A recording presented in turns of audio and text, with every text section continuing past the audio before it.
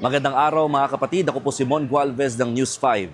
Nananatili pa rin sa evacuation center, particularly dito sa covered court ng Barangay Talon 3, yung mga residenteng nagsilikas matapos bahain ang kanilang lugar dahil nga sa magdamagan at talagang malakas na buhos na ulan dito sa Las Piñas City. Ito mga nasa likod ko, nakatayo pa rin dito yung mga modular tent na sinet up para sa mga residente.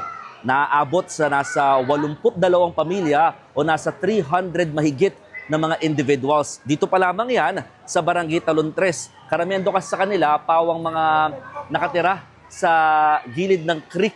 Kaya naman talaga ang ilan nagulat daw sa pagragasa ng tubig baha dahil nga sa umapaw na creek, dahil nga sa walang tigil na buhos ng ulan. Marami sa kanila, pawang wala na daw mga naisalbang mga gamit dahil nga sa biglaan na pagtaas ng tubig at kagustuhang makapaglikas kaagad at may salba ang kanilang mga buhay. Dito muna sila nanatili pa rin sa covered court ng barangay kahit na medyo tumila naman yung ulan, pero tuloy-tuloy pa rin kasi ang buhos, no, ngayong araw na ito at nagsasagawa pa sila ng cleaning doon sa kanilang mga areas.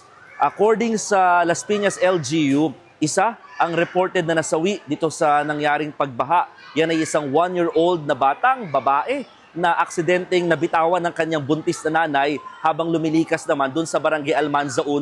Dito rin sa Barangay Talon 3, nakuha yung bata. Sinubukan pa siyang i-revive ng mga taga-barangay, dinala sa ospital pero idineklara ring dead on arrival. Sa kabuuan, 8 mula sa 20 barangay ang pinakaapektado ng pagbaha dito nga sa walang tigil na buhos na ulan magmula kagabi.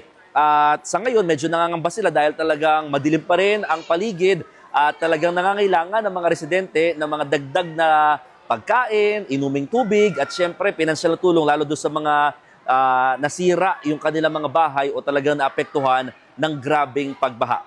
So abangan ang iba pang mga updates tungkol dito sa nangyaring pagbaha sa Las Piñas. Muli, ako po si Mon Gualvez. Magandang araw.